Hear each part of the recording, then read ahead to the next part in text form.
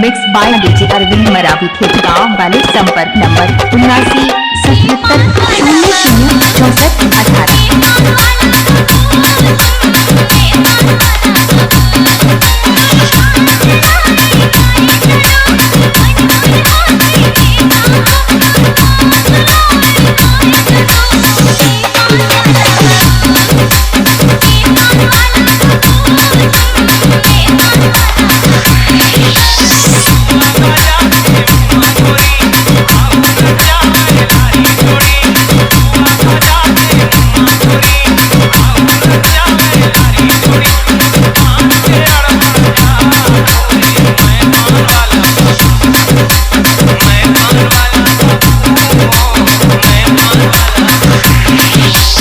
DJ Arvind Maravi Khetgaon वाले संपर्क number 7977006418।